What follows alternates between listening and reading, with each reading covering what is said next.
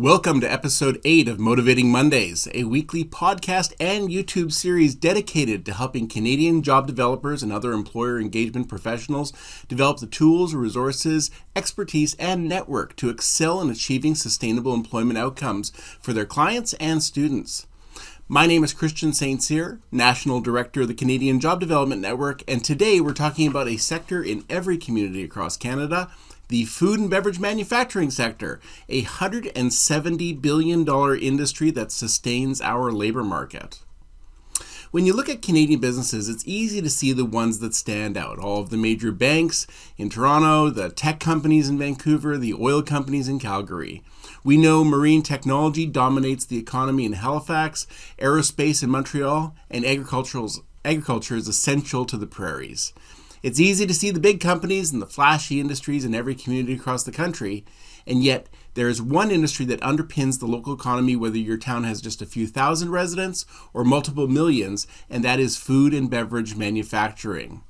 The industry exists in little manufacturing facilities on the edge of town where trucks come with chicken and eggs and meat and fish and grains and produce that are dropped off day and night, providing us with the groceries and the literal sustenance necessary to fuel our daily lives. In the job development world, it's easy to forget these companies behind the chain link fences and focus on the more high-profile companies in town, in retail and hospitality, maybe in banking or nonprofits and transportation. While uncertainty abounds, the data isn't as gloomy as you might expect. Farm Credit Canada recently released the 2025 Food and Beverage Report, and they're forecasting that food and beverage sales this year will increase by 0.6% in 2025, which goes from $167.8 billion last year to $168.8 billion this year. So let's put this into context. At $170 billion, that's more than 2.5 times the revenue generated by the oil and gas sector across the country, and nearly twice what we spend on all education in Canada, whether elementary, early childhood education, secondary school, post-secondary school, public, private. You take all that and we spend twice as much on food and beverage manufacturing each year. The current trade war with the United States and China is putting much of this at risk while stimulating other pieces. Our reliance on crops from the United States and Mexico is stimulating some sectors to expand capacity, but is simultaneously hurting other sectors. For instance, China has put a 100% tariff on canola oil, as well as peas, as well as a 25% tariff on pork and aquatic products. So to the Chinese officials who are no doubt watching this right now, I'm going to say, please give peas a chance. Sorry, that is a joke that I've been wanting to say since I was 8 years old. But at that time, I would say it to my sister at the dinner table, and I would say, Mr. Gorbachev, give peas a chance. Yeah, she didn't think it was any funnier than you do. According to this year's report, Canada's food and beverage manufacturing sector faces a year of uncertainty with opportunities tempered by economic challenges, trade disruptions, and shifting consumer habits. While Farm Credit Canada, FCC economists forecast modest 0.6% increase in food and beverage sales this year, but also a 1.5% decline in sales volume, reflecting ongoing adjustments in beverage manufacturing. So let's put that into context. They're saying that we are going to bring in more dollars, but produce less food and beverage. Not a lot less, 1.5%, but that's a challenging situation. Profit margins are expected to improve slightly, though they will remain below pre-2019 levels with variations across subsectors. So we are in a situation where the food and beverage sector hasn't notably increased in the last 6 years.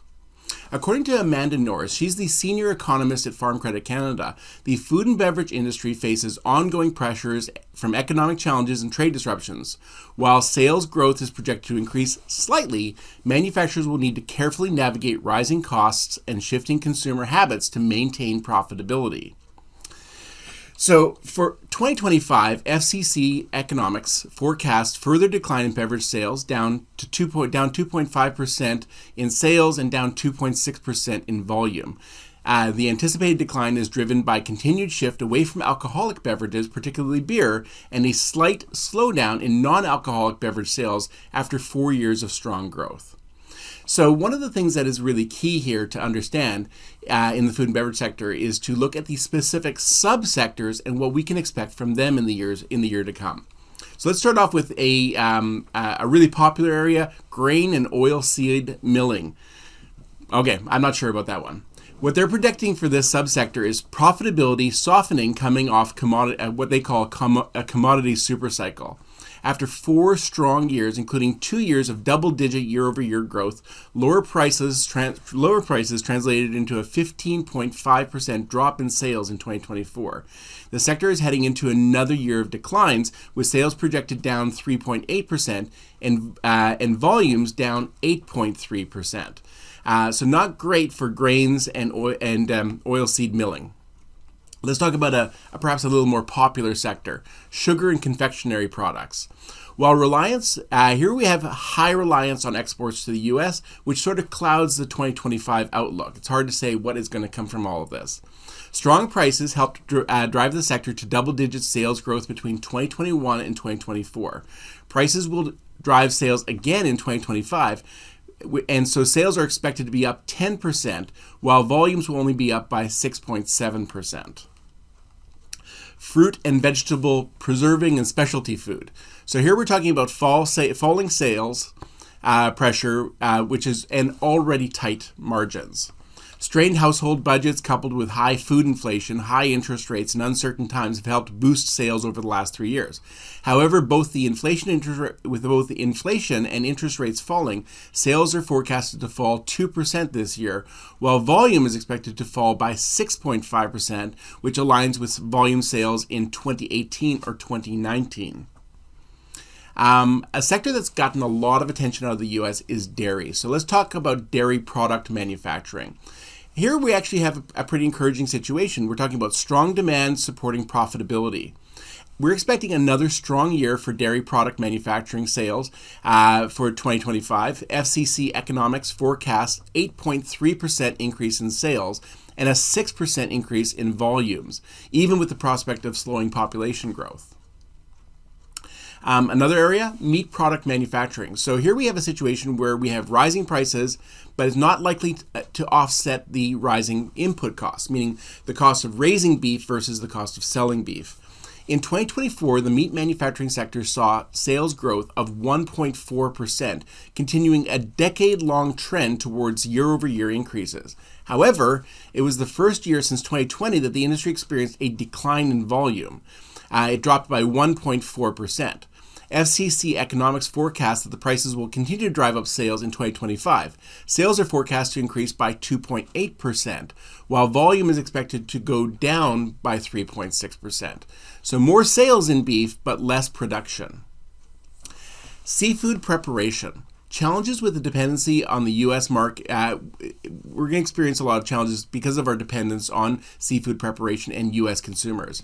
As anticipated last year, FCC's Food and Beverage Report, seafood sales rebounded in 2024. Sales increased 13.2%, while volume jumped by 16.9%. So increase in sales, even greater increase in volume.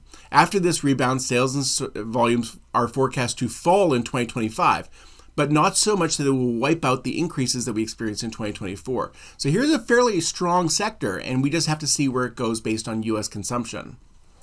The next area is bakery and tortilla products. I'm not entirely sure why they separate tortilla as a baked product, but here we are talking about baked products. The big factor here is lower commodity prices supporting margins. Over the last 3 years, bakery and tortilla products were influenced by large price increases, with volumes remaining relatively stable year over year. In 2025, FCC Economics forecasts sales to decline 3.9%, but volume will only decrease by 1.8%. Now, I've talked quite a bit today about beverage manufacturing. This is the sector that seems to be bringing down the entire food and beverage sector. Consumers are moving away from alcoholic beverages. Now, I know in our current trade dispute with the United States, we are banning many different types of American alcohol from coming into the country, particularly from those red states.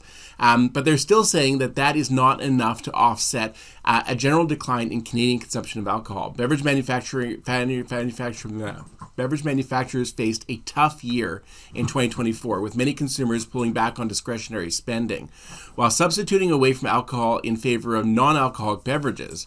But growth in soft drink sales in 2024 could not overcome the downward pressure from alcohol sales, beverage sales. Overall, sales in the beverage sector fell by 1.7%, and volume fell by 7%. In fact, volume sank last year to 2018 levels, wiping away gains that were made during the pandemic. For 2025, FCC Economics forecasts further decline of 2.5% and 2.6% in volumes. The anticipated decline is driven by continued shift away from alcoholic beverages, particularly beer, and a slight slowdown in non-alcoholic beverage sales after 4 years of strong growth.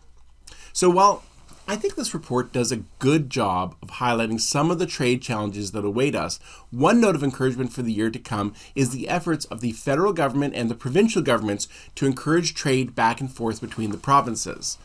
It may not make it any easier to find strawberries in January or an avocado for Cinco de Mayo, but we can do a lot to offset international trade by helping products flow more smoothly across the provincial borders. This will be supported by Canadians who are choosing not just Canadian products, but locally grown products as well. While this past week's annual 3-game header between the Toronto Blue Jays and the Seattle Mariners would typically attract about 25,000 Canadians to attend, this year only a fraction, perhaps a third of this, attended these games, with large sections of the stadium empty as late as Friday afternoon. We also had recent Statistics Canada data that showed that cross-border crossings are down as much as 30%, and flights into the United States were down as much as 20% in April. So now we have this information, we have a sense of where things are going. What do we do with it? I'm a huge fan of discovery. This is that concept in sales where salespeople go to their customers and try to learn everything they can about their customers so that they can suggest products or services that will meet whatever their needs are. I feel this is a great opportunity for job developers and other employer engagement professionals to take this research in hand, literally print out this report and have it in your hand, and visit local food and beverage manufacturers and ask questions about how the trade war is impacting their business, their operations, their recruitment, their staffing. Food and beverage manufacturers have lots of different vendors providing things like content, packaging, shipping, assembly, transportation. The career development sector is another vendor that's providing staffing. By engaging in this sort of discovery, you're helping them identify their problems, and you're able to provide staffing solutions to meet those problems. If you don't know where to look, check out that lonely Coca-Cola bottling plant out on the highway, the specialty candy maker and the commercial baker or the commercial bakery in a little visited industrial park.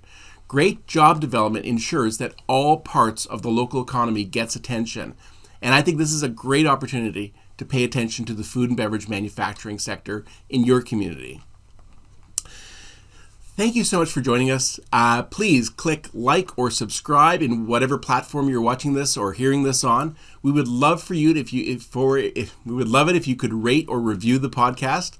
Now we do these sessions live and for free every Monday morning with job developers from across Canada, and we'd love for you to join us every Monday. Just go to jobdevelopment.org to learn more.